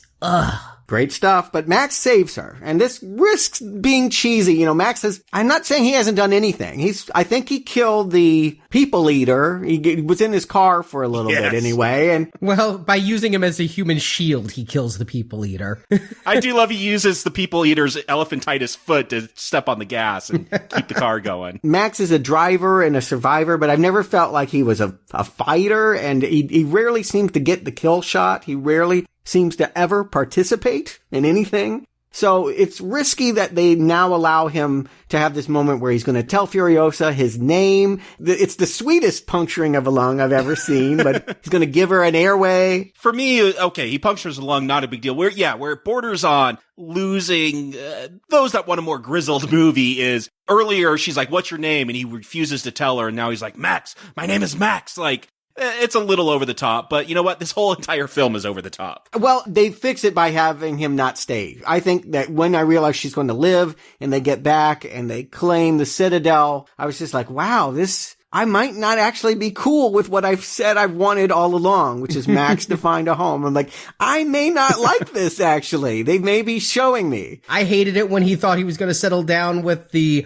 kids in that one valley. I always thought I wanted it for him, but I was happy that he gives just that knowing look to her as she's standing the new, Immortum or whatever she's going to be to these people. He's slinking away. Yeah, because Immortum Joe has been ripped to pieces. I love that moment. They're like, well, what are you guys doing here? And they unveil Joe's dead body, and you see the crowds just like swarm and tear him apart. I wish it had been more gory, honestly. I mean, this film has not shied away from violence. If you're going to tear apart a recent corpse, it's going to get juicy down there. I wish that it had gone that way. But even though he's making exploitation films, I feel like Miller uses conventions but shies away from the true exploitive moments. There's no titty shots. There's no seeing the intestines ripped out of a body. It's a weird kind of restraint that he shows at the last seconds. I think Furiosa survived. I mean, it paid off Max having that blood transfusion with Nux earlier. He's got the needle and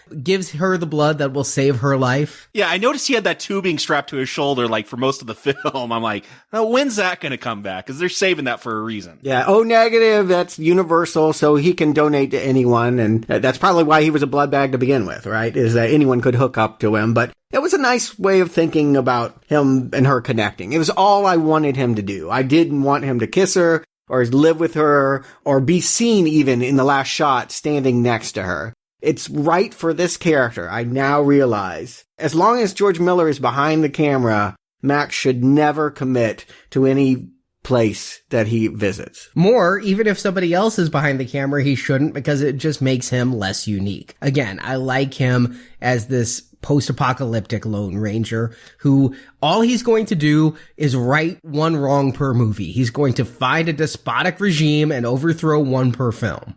Arnie, George Miller has created Westerns that you actually like. He's using that Western formula, but it's in the post-apocalypse, and it's cars and guns and exciting. Yeah. High-octane fun. I mean, and he's created a plotless movie I enjoyed. I am shocked. I did wonder about that. Yeah. So it's pretty clear to me, but let's go through the motions. Jakob, Stuart, do you recommend Mad Max Fury Road? Jakob. Being the Mad Max fan and having watched those films, growing up with them, like this is the best one. I'm just going to say that right there. This is the best Mad Max film. But it's the artistry that George Miller brings to this. Like, he is someone that thinks about explosions and thinks about how to tell a story in a different way. How can we tell an action story without exposition? How can we have the picture continually moving and just come up with crazy ideas and still have a story, have something that's adrenalized, have something that is, I'm going to say it, a work of art. My favorite thing, and I think one of the reasons I'm drawn to things like RoboCop and exploitation films, because the best ones are, they're lowbrow films where they have this injection of highbrowness put into it. And I just love that mixture that you could take something gritty and bloody and dark and rise it up to another level. And George Miller has done it better than any of his previous Mad Max films with Fury Road. I don't know how audiences that haven't grown up with these films, haven't grown up with, like you said, Stuart, 70s gritty films. I don't know how they're going to take this. They're used to the Expendables 2, which the camera lingers on old action stars, Arnold and Chuck Norris shooting guns. We don't even see who they're shooting. It's just we're supposed to get a thrill out of seeing these old guys shoot a gun. No, we got to raise our standards for action films. And Fury Road plants its flag down and says, this is how it should be. I cannot recommend this one strong enough. I'm going to go see it again after this. We're done recording here. This is the best Mad Max film for me. Do you have to see the other ones to get this? No. I still think you should watch those other ones, but this one does stand alone. Otherwise, that first one, as dirty and cheap and as rough as it is, I still love, it's my favorite villain with Toe Cutter there. I love the vision there. Then I go with Road Warrior, and then Beyond Thunderdome. I do love Tina Turner in that film, and I love Bartertown, but it loses its way in the middle there. And I started this retrospective off saying, this may be my most favorite trilogy, even more than Star Wars. Well, Star Wars, the original trilogy, could still be my favorite trilogy, because this is my favorite quadrilogy now. So strong recommend for Fury Road. Stuart. Yeah, I had to wonder, Jacob, with the credits rolled, I'm just like, is this Jacob's favorite movie of all time? Like, I just thought of you and like, he could love this movie more than any. It may be a top 10. Yeah, I believe they've done it. And man, they've done it for me too. I've been saying this whole Mad Max retrospective, I'm lukewarm, I like it, but I just feel like I don't love it. And they'd finally deliver. And what a delivery. I'm so proud, really, of everyone for allowing this movie to be. For giving a 70-year-old man the chance to finish a vision that the world was telling him time and again with the production going into turnabout. Don't make this. Don't do it. It's over. You're over the hill. Nope. He's not over the hill. He's made his best film that he's ever made. And it's a phenomenal vision that is, yes, it blows the standards away for action movies. It reminds me that this can happen again. That, I'm often labeled the guy that doesn't like action movies, largely because I get tired of the fantasy of action movies. The unrealistic expectation that action movies are just about getting you high. This is a movie that indulges a vision. And like Terry Gilliam movies or David Lynch's Dune, it goes somewhere perverse. And it uses the octane of action to make that perversity even more powerful. I love movies that are adrenalized. I just don't like self-involved fantasies. And when I look at something like Fast and the Furious, I just feel like that's a soap opera. This is a work of art, and it will challenge you. It will provoke you. It's obviously my favorite in the series. It's a high recommend. Ranking the other ones, nothing comes close. Really, nothing comes close. The second closest is Road Warrior. Road Warrior is like the cheap version of this movie. And then I would probably go Thunderdome and then the original Max. But all of them a recommend and a very good quadrilogy. I wouldn't call it my favorite. Aliens, that's going to be my quadrilogy. But yeah, a great franchise. This new movie has elevated the whole thing. Aliens isn't a quadrilogy. There's Prometheus. It's a 5-parter. No, there's not. Not at all. Different name. Doesn't exist, and neither does those Predator things either. Well, this is obviously a recommend from me as well, but I feel like the effusive praise we've given this film, deservedly so, I have a couple problems with it that I'll just use this summation to point out, and that is the lack of character development, the lack of plot. I mean, I almost feel bad putting the film up against that standard, though, because it's entirely beyond the intent. It's not like George Miller went out and said, here's the character story I'm going to tell, and failed to make good characters out of it. He just cared so little about it. He made the film he wants to make. And it is a work of art. But while I can appreciate it as that work of art, and truthfully, perhaps the best action I've ever seen in a movie, and there's 2 hours of it, and there's never a scene where I go, well, that didn't measure up.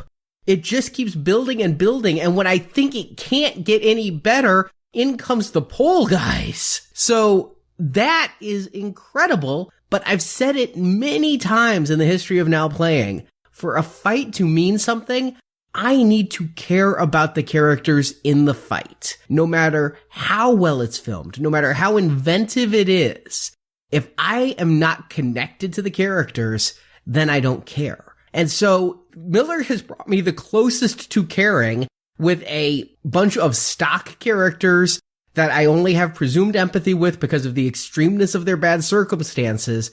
But no, I don't care about these characters. When the one pregnant woman dies, I'm a little sad because I kind of feel Max killed her because he gave her the bullet wound that caused her to slip in the blood. I feel like it's on him, but I don't miss her as a character. She was barely distinct enough from the others, other than she had a few more lines of dialogue. She was Joe's favorite. She stood out among them as the biggest belly. But no, I'm not connected to these characters. And so while I'm enjoying the visuals and the action, I'm enjoying it like it's under a microscope for me. Like it's a bug under a microscope that I'm studying clinically versus rooting in my seat. Yeah! That's awesome! Which I would be if I connected with the characters. And so it's a strong recommend. And I'm going to say something that I don't say. See it in theaters. I hate the type of movie review that says, catch this one on DVD as a mediocre recommend. I'm like, your time is your time. Where you spend your time is what should make a recommend. So, or in the early days of Now Playing, I banned see it on DVD as a phrase. This one, get your ass to theaters and see it in 3D if you can. Yeah, I'm going to try to find an IMAX theater to see that for my second viewing. Yeah, do that. Yeah, that was my question is I saw this 2D, so 3D is making it even more enhanced. I didn't see the 2D version, so I can't compare. Though on my second viewing, I did the one eye closed test sometimes. But there are times when stuff flies in your face. There's one moment where it's almost like it bleeds off the edge of the screen, which is the winch scene. The winch is coming out into the audience. I mean, by and large, it just adds depth. But when you're shooting the landscapes with these wide angles, I mean, Miller, he's often in the action, but he also cuts far away from the action, like a helicopter shot or something, a crane shot of the action happening in the distance. And to feel that distance in the depth, if it's not one of the best 2D conversion jobs I've seen, it's the one that uses it the wisest. So yeah, I'd say see it in 3D, see it on a big screen with the bass going, the subwoofers that I don't care what kind of home theater you have, it's not going to be as good as an IMAX. See this in the best format you can, but see it. Even if you have to wait for Netflix because you have a young baby and can't get out, see this movie. But it's not my favorite Mad Max film because it just doesn't have the characters. So my ranking, Road Warrior is still number 1. Whoa, that's controversial, I gotta say. Road Warrior had better characters? Road Warrior had better characters. I enjoyed the plight of the city more. I felt the Humongous was about as well developed as Joe. I liked Max's turn. I liked the truck chases. I love the end chase of the Road Warrior. What I can say is like this entire movie is like if Miller remade the Road Warrior, but it's just the chase at the end, down to being a tanker that's being chased. So yeah, the Road Warrior is still my jam. I love the gyro captain. I love the snake pit. It's just that film is the one that makes Mad Max a man for me. That makes him a character most. I mean, other than the first film, but I just have problems with the first film. This is a very close second, though. This is really a close second to the Road Warrior. The first one's going to be number 3, and I was close to a not recommend on Thunderdome, so that's lowest on the list. But shit. How many series? Did we give 12 recommends out of 12 to Mad Max? We did. How has that ever happened? How many times, especially a series that goes as long as 4 parts? A couple of duologies maybe, but 4 parts, 3 recommends per movie. I mean, that is mad in and of itself. It does feel good after so many reboots and sequels that we've done. I mean, that is the Now Playing model. Re-exists. The current version of Now Playing is because of reboots and sequels. And it often seems like those are the ones we're dreading the most is the theatrical release. I gotta say, I don't think I've been this excited for a film. I went and looked back just at the ones reviewed on Now Playing. Maybe Scott Pilgrim, which was 2010, like where I was just hyped for a film to come out. Not before I had even seen it. And so, yeah, that is a miracle that we have had a reboot/sequel that, well, 2 out of 3 of us is the best one. For you, it's almost tied with Road Warrior. Yeah. Yeah, we all agree it's phenomenal. I'm curious. I'm most curious to see what American audiences are going to make with this, because I don't think Mad Max ever had the stature he did in Europe and Australia. And I think for a lot of people, this will be a new character. It'll be a new way to think about action movies. You're right. You don't pump your fist and go, yeah,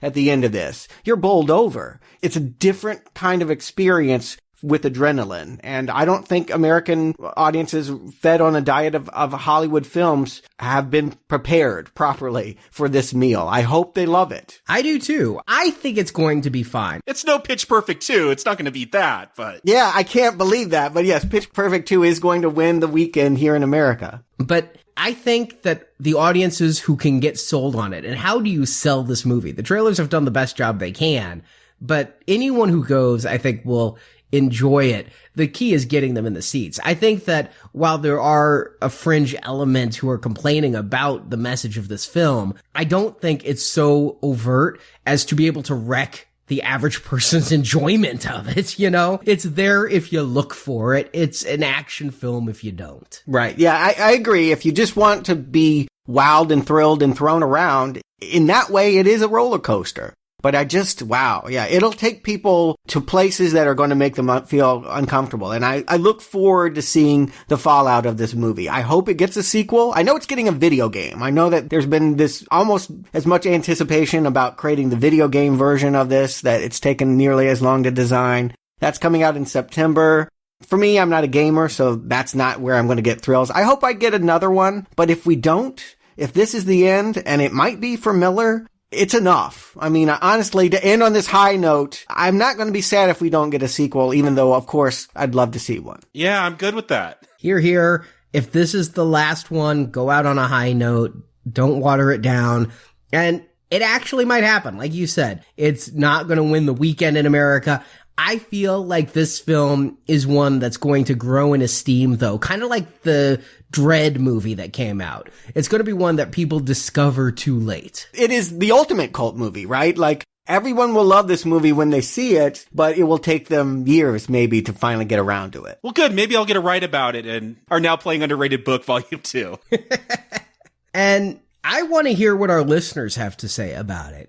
I know so many people, it's astounding to me, especially on Twitter, that like from Friday through Monday, people are tweeting to us that they're watching whatever we're reviewing that Tuesday, and it gets intense with the weekend of release. I know we have a listener contingency that goes to movies that we review that they might not have otherwise while in theaters. So come to our forums. I mean, Facebook's great for quick chats, but if you have in-depth thoughts, come to our forums and let us know what you thought. Even if you hated this film, I'd love to hear from somebody who's hated it. God knows nobody's writing that other than one guy. One critic that brought it down to 99% on Rotten Tomatoes. Yeah. So I'd like to hear everyone's reactions to this film. More than a discussion of our own review, I'd like to hear you talk about this film in our forums. So come on over to the forums. There's a link from nowplayingpodcast.com and tell us what you thought of Mad Max Fury Road and this entire series of films. I'd really just enjoy hearing you engage on that. And I'd really enjoy hearing you engage on Westworld and Future World. Because that means you're supporting our show. That's true. And it is the warm-up to Jurassic World, a movie that I think a lot of people want to see. They probably don't know about Westworld and Future World, but Michael Crichton wrote both. He wrote the novel for Jurassic Park. He wrote the novel for Lost World. He was a consultant on the movie. But a decade prior to that, he was thinking about theme parks and technology going wrong in entertainment and created an environment that is going to be an HBO show. Everyone will know about Westworld when HBO releases a new TV show with Anthony Hopkins and Ed Harris and Thandie Newton and a whole big cast. But before that show comes out, you should catch up and hear our reviews of the original Westworld and Future World, theme parks where robots go rogue. Yeah, these podcasts may not be available by the time HBO gets around to airing the shows, given that they haven't announced a date. They probably won't be available when they air the shows. And Mike K on Twitter said that our review of Westworld had him in tears 15 minutes in. His sides were hurting. So robot fucking people. Robot fucking. Yes, if you don't know the movie, yes, you can do anything you want with the robots when you go to the world. And yeah, there are interesting films to discuss, and Future World is out this Friday. Yes, and More interested than the films to discuss is the psychoanalysis of Jacob's and my psyche when we start talking about robot slaves. Yes. So much to delve into in these two movies you haven't heard of, and that's a gold level donation of $25 or more, which also gets you the Indiana Jones series, which we've reviewed all 3 movies in. 4, Arnie, 4. There's 4. Yes. Hey, if Stuart can deny Prometheus, I can deny Crystal Skull. Oh, you can. But can you deny Goonies? That's also going to be in that. We haven't released that show, but the 4 Indiana Jones are available right now. If you were to donate, go to our webpage, nowplayingpodcast.com, click the banner at the top, donate the $25. You will get Westworld, 4 Indiana Jones movies, and this Friday, Future World. At the end of summer, you'll get Goonies. And of course, in between, Jurassic Park. There are 4 films in that as well. And opening this Friday is the new Poltergeist. And if you want to donate at the platinum level, $35 or more, you will get immediately the 3 Poltergeist reviews we did way back in 2011. They're a little bit rougher technically, but I think we had 3 great discussions that I stand by completely the content. And then pretty soon, we're going to be recording it on Memorial Day. You'll get our review of the 4th Poltergeist film. So you get the Indiana Jones series, the Westworld Future World, the Jurassic Park series, the Poltergeist series, and a one-off review of Goonies for a platinum level donation of $35 or more. We know it's a lot of money, but we are trying to provide you with hours and hours of content and 15 shows. And it's your money that keep this show going. I again had to upgrade our servers to a private server. Our show for Beyond Thunderdome was number 3 on iTunes and took down the servers a little bit, let alone what Avengers did to us. It is expensive to have an audience as great as you and as hungry as you guys for our reviews. We love you as listeners. It takes us money to feed you these shows. So your support keeps our servers online. So thank you for your support. So Jakob, Stuart, thank you for joining me. And until next week, may we ride eternal, shiny and chrome. There has been too much violence, too much pain. Just walk away, and I spare you lives. Just walk away, and there will be an end to the horror. Thank you for listening to this episode of Now Playing, and we hope you've enjoyed this episode of the Mad Max Movie Retrospective. Where is she taking them? I want them back! Come back to NowPlayingPodcast.com each week for another Mad Max review, culminating with the review of the new film Mad Max Fury Road. We're gonna stay here. And we're gonna live a long time, and we're gonna be thankful. Right? Also at NowPlayingPodcast.com, you can find reviews of hundreds of other films, including the Avengers films, Blade Runner, Minority Report, the RoboCop series, and more. Want to get through this? Let's go! You can also follow Now Playing on Facebook, Twitter, and Google+, where we post announcements of new episodes, and where the hosts post movie mini-reviews. Links to our social media pages are at NowPlayingPodcast.com. This is my family. I'm not going to leave these people. I'm staying. See exclusive videos and interviews on the Now Playing Podcast YouTube channel. You can find the link on our homepage. Where there was despair, now there's hope. Now Playing is an independent podcast with no sponsors or ads. It's donations from listeners like you that keep Now Playing on the air. I got skills I can trade in. Sorry, the brothel's full. You can give money by clicking the support link at the top of NowPlayingPodcast.com. Anything you say. Anything I say. What a wonderful philosophy you have. Now Playing is edited by Heath, Anthony, Steven, Alex, and Arnie. Up to my armpits in blood and shit. Now Playing credit narration by Brock. He's got word stuff from his ass to his mouth. The movie discussed in this podcast and the music used are the property of their copyright holders, and no infringement is intended. What's a little fallout, huh? Have a nice day! The opinions expressed on Now Playing are those of the individual hosts and may not reflect the opinion of Venganza Media Incorporated. You've seen it, you've heard it, and you're still asking questions. Now Playing is a Venganza Media production, copyright 2015, all rights reserved, and no part of this show may be reproduced, repurposed, or redistributed without the written permission of Venganza Media Incorporated. Yeah, okay, but what does that mean?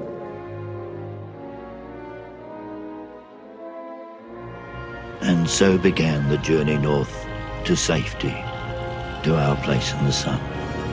We traveled far beyond the reach of men and machines. And the Road Warrior, that was the last we ever saw of him. He lives now, only in my memories.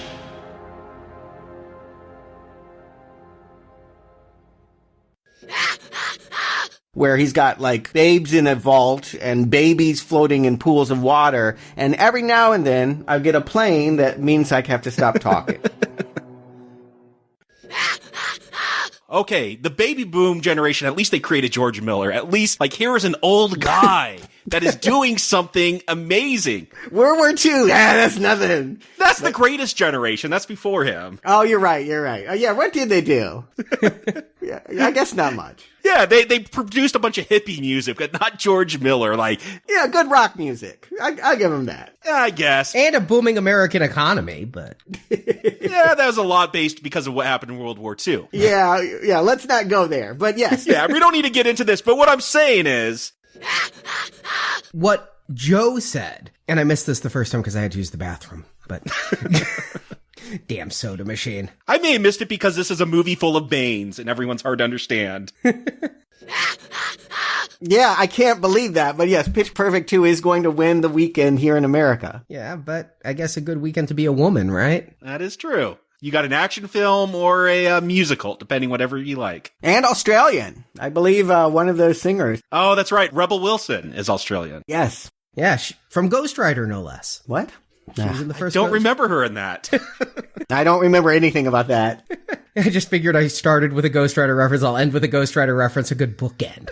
This movie's got Marvel all over it. It's got 3 X-Men in it. That's true. This is why I haven't seen Nicholas Hoult in anything. He's been trapped in Africa since 2012 doing reshoots. You can check out Warm Bodies. He was good in that as a zombie. So thank you for your support. And just before we end, a public service announcement that has nothing to do with anything. Faith No More's first album in 20 years, Soul Invictus, came out today too. Go get that. It has a guitarist. This movie has a guitarist. That's all the tie I need to promote Faith No More. Okay.